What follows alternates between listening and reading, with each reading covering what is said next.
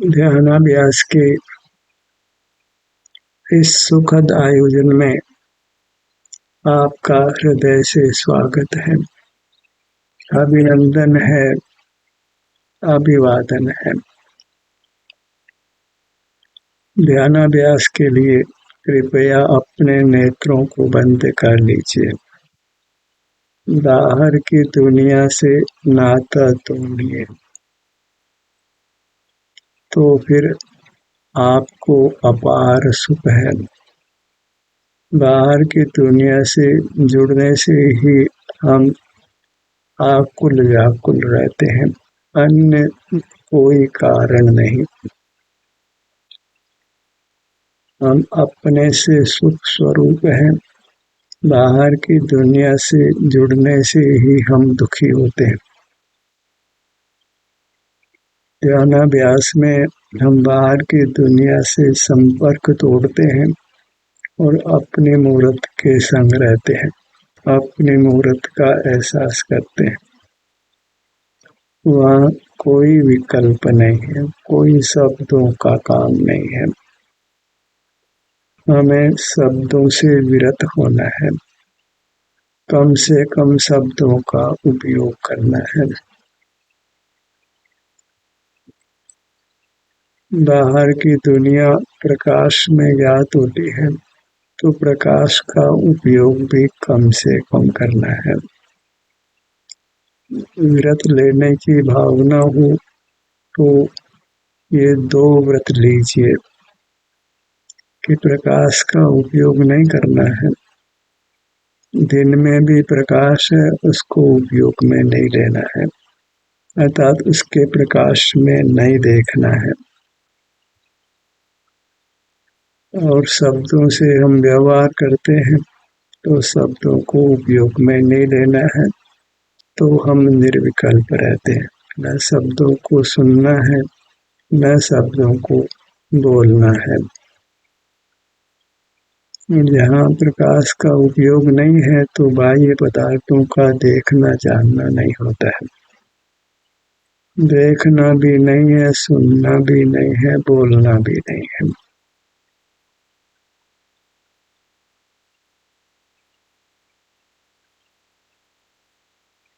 कभी कहते हैं सुख चाहते हैं तो डीफ डम्ब ब्लाइंड बन जाएंगे।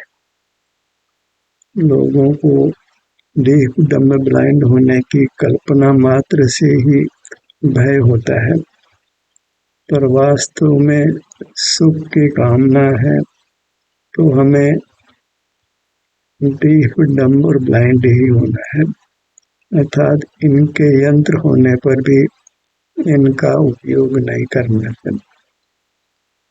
यदि वास्तव में हम सुख चाहते हैं तो सुनना नहीं है, बोलना नहीं है, देखना नहीं है।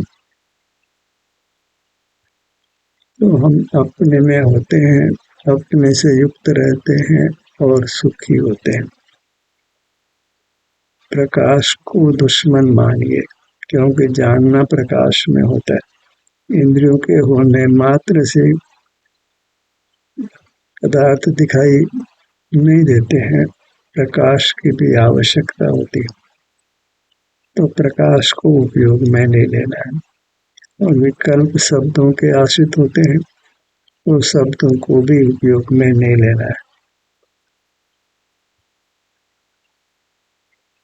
तो हम इंद्रियातीत होते हैं, मनातीत होते हैं। मन इंद्रिय पर विजय प्राप्त करते हैं। मन इंद्रिय से दूर हो, क्या बहु पूछे बात, राग प्रसार निवारते सहज स्वरूप उत्पाद। राग मत करो, यह कोई बात नहीं रही। राग का प्रसार मिट जाता है जब हम मन इंद्रियों से दूर हो जाते हैं। मन इंद्रियों को खुला रखें और राग नहीं करें, यह संभव नहीं है। पानी को स्टोव पे रख दें और कहें पानी को तुम्हें उबलना नहीं है, तो यह संभव नहीं है। पानी स्टोव पे रखा जाएगा तो निश्चित ही उबलने वाला है। ऐसे ही मन इंद्रिय का उपयोग करेंगे तो अवश्य ही राग द्वेष मोह की उत्पत्ति होगी। ये एक सामान्य सा नियम है,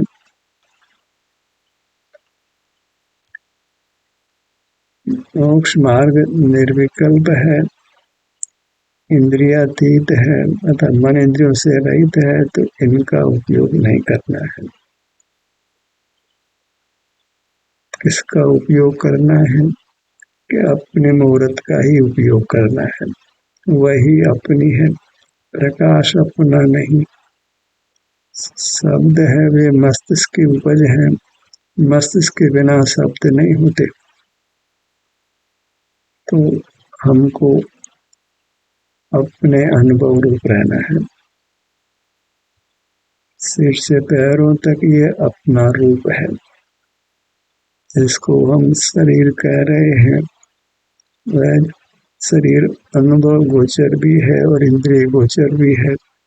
तो जो अनुभव गोचर शरीर है वही हमारा स्वरूप है, वही सुख का बना हुआ है, उससे ही युक्त रहना है। फिर वहाँ प्रकाश का भी काम नहीं, शब्दों का भी काम नहीं। वहाँ फिर कोई मंत्र नहीं जपते हैं, कोई विकल्प नहीं करते हैं, कोई भिन्न पदार्थ को नहीं देखते जानते हैं। वहाँ तो केवल सुख का अनुभव होता है, वह हमारा स्वरूप है। शरीर हमारा स्वरूप है और आनंद हमारा स्वरूप है। एक क्षेत्र है और एक भाव है। हर पदार्थ क्षेत्र और भाव से रचित होता है। हमें अपने क्षेत्र और भाव को समझना है, इससे अधिक कुछ नहीं समझना है।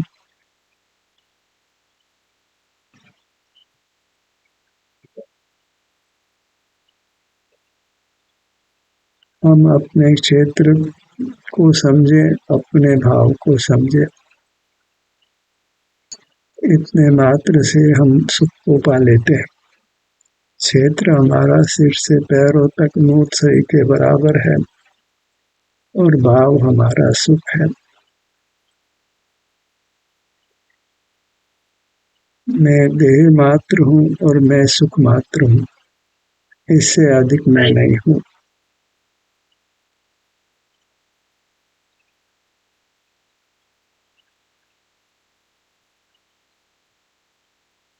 ममत्व करना है, एकत्व करना है, एक तो अपने अमूर्त देह में और एक सुख में। इतना ही हमारा स्वरूप है। हमारा शरीर जो अमूर्त है वह सुख स्वभावी है। सुख के लिए बस हमको अपना अमूर्त शरीर चाहिए जो सुख स्वभावी है, उसका आश्रय करते हैं, जगत से विमुख होते हैं, तो हम अपने को पा लेते हैं।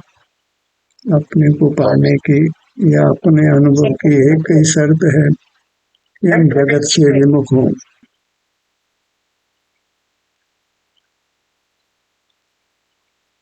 मोक्ष मार्ग पाने की या सुख पाने की इतनी शर्त है कि हम अपने क्षेत्र को और अपने भाव को पहचाने। प्राप्त शरीर के बराबर है।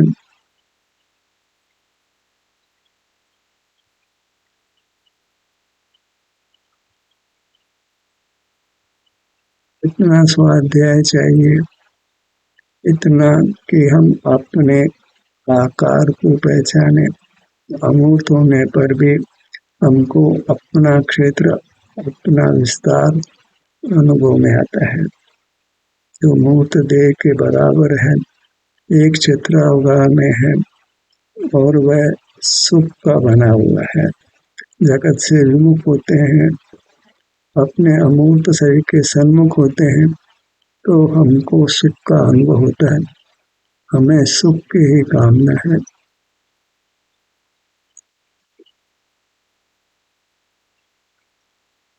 हम देह प्रमाण है और सुख प्रमाण है। जगत की ओर हम ना देखें, अपनी ओर ही देखें, तो हम प्राप्त शरीर के बराबर हैं और सुख के अनुभव रूप हैं।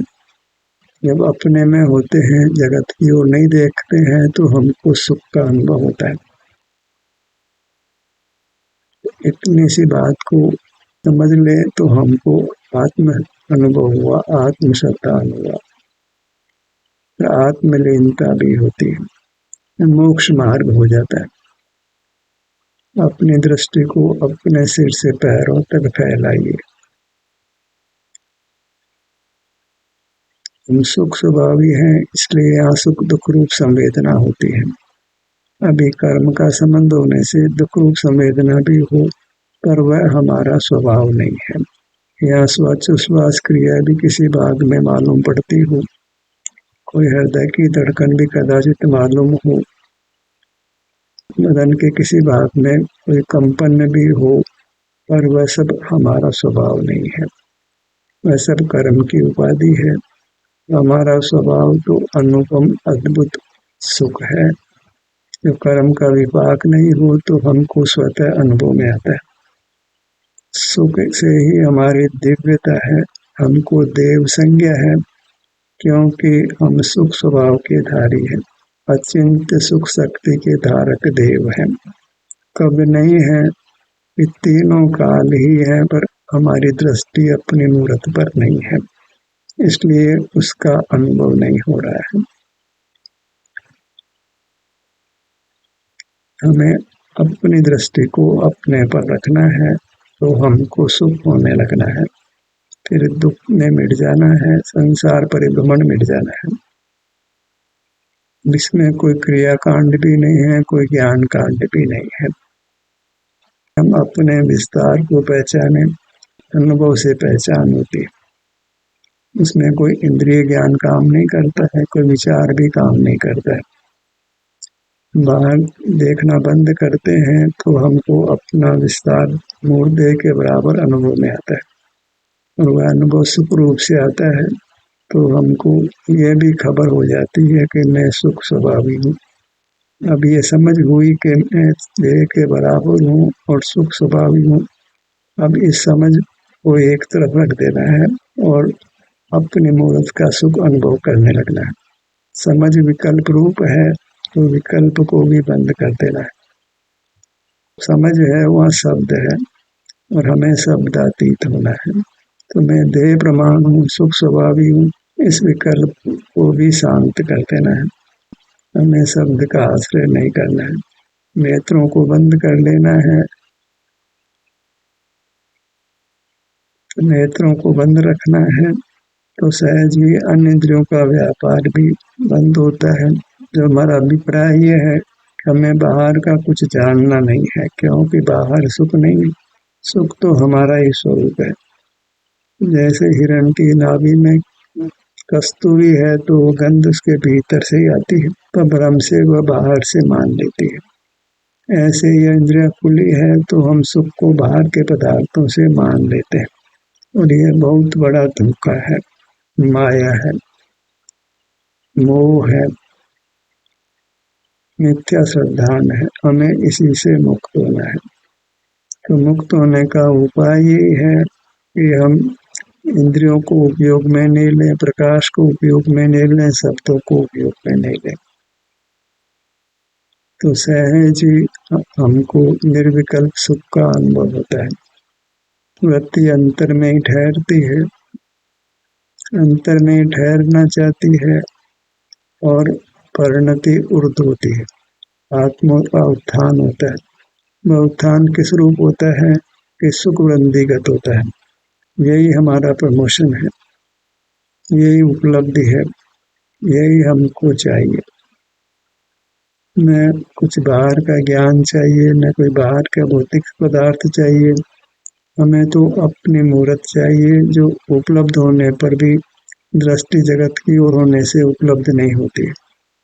जगत की ओर दृष्टि नहीं करना है तो हम अपनी मूर्त में होते हैं, और मूर्त सुख स्वभावी है, शब्द रहित है, तो हम निर्विकल्प होते हैं और शांति का अनुभव होता है। कोई शब्दों का व्यापार नहीं होता है, कोई नए प्रमाण निक्षेप नहीं होता है। मैं कैसा हूँ ऐसा विकल्प नहीं है। मोक्ष मार्ग क्या है ये विकल्प भी नहीं है। संसार मार्ग क्या है ये विकल्प भी नहीं है। बस अपना मुख अपनी ओर है, नेत्र बंद है। प्राप्त शरीर के बराबर हमको अपना अनुभव होता है। उस अनुभव से हमको संतुष्ट रहना है, क्योंकि यही मोक्ष का मार्ग है, यही सुखी होने का उपाय है। अपने अनुभव रूप होते हैं तो हम सुख स्वभावी हैं, हमको ही सुख होता है, जड़ पदार्थों को सुख नहीं होता है। इससे यह पक्का निर्धार हो जाता है कि सुख के लिए जड़ पदार्थों की आवश्यकता नहीं है। जड़ पदार्थ तो स्वयं ही सुख से रहित है। हम ही सुख स्वभावी हैं तो अपने मूर्त के सन्मुक्त रहना है, तो मुक्त हुए ही समझो। फिर मुक्ति होने में देर नहीं लगती। भले अनादि से अनंत काल बीता है, हम संसार में रहे हैं, नाना दुखों को भी भोगा है। कभी स्वस्थ हुए, कभी अस्वस्थ हुए, पूरी तरह स्वस्थ कभी नहीं हुए। पूरी तरह स्वस्थ तभी होते हैं जब मूर्त शरीर का संबंध छूट जाता है। इंद्रिया नहीं होती है, मन नहीं होता है, मस्तिष्क नहीं होता है, काया नहीं होती है तो वचन व्यापार भी नहीं होता है, काय चेष्टा भी नहीं होती, हम निष्क्रिय होते हैं। अपने में स्थित होते हैं तो उसको कूटस्थ होना कहते हैं। अपने में स्थित हो गए तो जहाँ होना चाहिए वहाँ हो गए। हमको सुख का अनुभव होने लगा। वहाँ परिणमन होने पर भी परिणमन भाषित नहीं होता, कोई बस सुख का अनुभव होता रहता है, मानो सुख स्थिर हो गया हो, अचल हो गया हो। उसी स्थिति को हमने पाना है। जब सहज ही अपने में स्थिति नहीं होती हो तो हमको अपने अंगों के नाम का विकल्प करना है और उन अंगों पर आना है। तो अपने ध्यान को अपने मुखमंडल पर लाइए।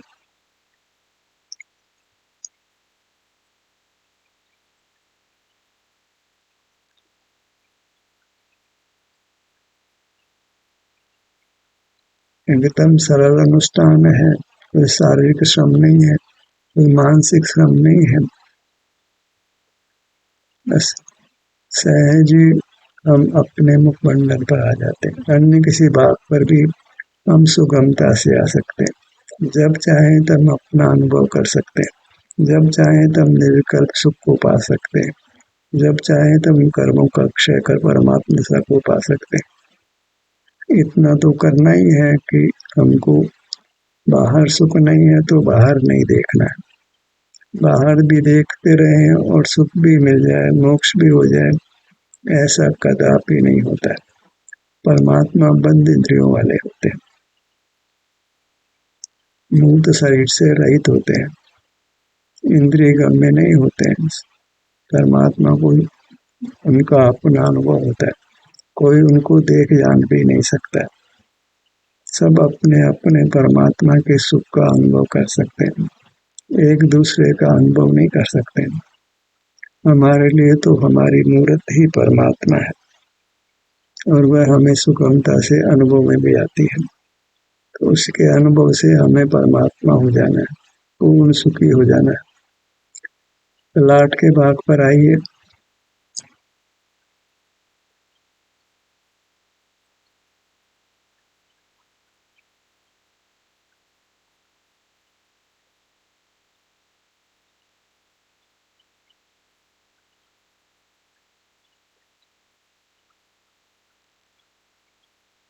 जहाँ बहिर्मुखता होती है वहाँ सहज ही कोई आकुलता का कारण बन जाता है। सारा दुख हमने इसीलिए पाया है कि हम सहज ही बहिर्मुख रहे हैं। उसी को विराम दे दिया जाए, रोक दिया जाए तो हम अंतर्मुख होते हैं और हमें सुख का अनुभव होने लगता है।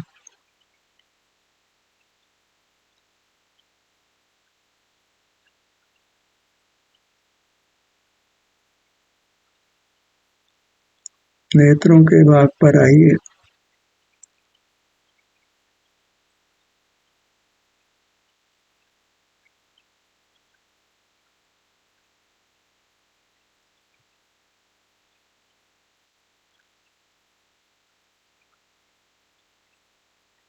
संसार से थकावट लगती हो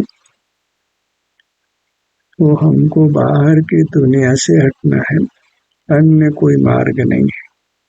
बाहर की दुनिया में रहें, बाहर की सुख सुविधाओं को भोगें और हम सुख को भी प्राप्त कर लें, यह संभव नहीं है।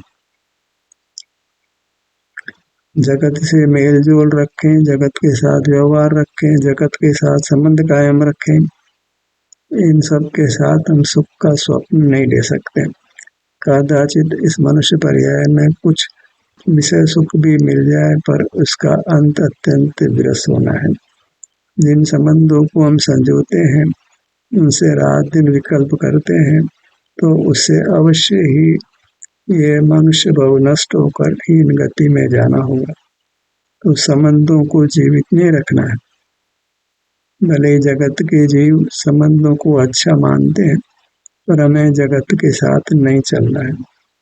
भेड़ों की तरह नहीं जीना है, सिंह वृत्ति अपनाना है, अकेले चल पड़ना है। जगत को संसार में रहने देना है, इसमें हमारा कुछ कर्तव्य नहीं है। हम अपना मुख अपनी ओर करके अपने सुख का अनुभव करते रहें, बाहर संसार बीच में ना पड़े।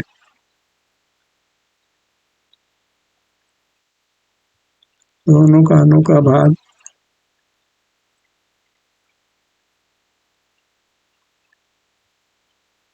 काम दिखने में ही कठिन लगता है, अन्यथा अत्यंत सुगम है, सुखद है।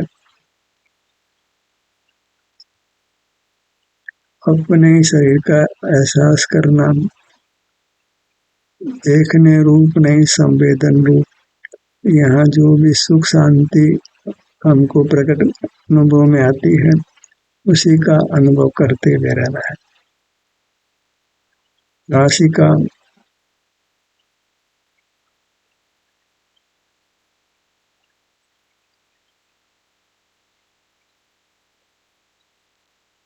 हमारे मूर्त का हर भाग हमको सुख देने में समर्थ है,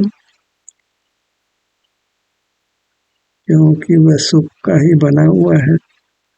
हम सुख को अपने मूर्त में नहीं पाकर जड़ पदार्थों के लक्ष्य से, उनके भोगोपभोग से पाना चाहते हैं। यही विपरीत आचरण है, जिसको हमने मिटाना है। प्रकाश की दुनिया में नहीं रहना है, शब्दों की दुनिया में नहीं रहना है। अंतर में सुख की दुनिया है, शांति की दुनिया है, स्वास्थ्य की दुनिया है, उसी का अनुभव करते हुए रहना है। मुख के भाग पर आइए, दोनों होठों का स्थान मुख के भीतर, जिह्वा भाग, तालु, कंठ, पूरा मुखमंडल। इसी प्रकार हमको अन्य भागों का अन्य अंगोपांगों के सन्मुख होकर वीतराग रहना है, शब्द रहित रहना है, वचन चेष्टा काय चेष्टा रहित रहना है, शब्द रहित निर्विकल्प सुख को भोगते हुए रहना है। ध्यान का सत्र यही समाप्त होता है। आपकी सहभागिता के लिए धन्यवाद।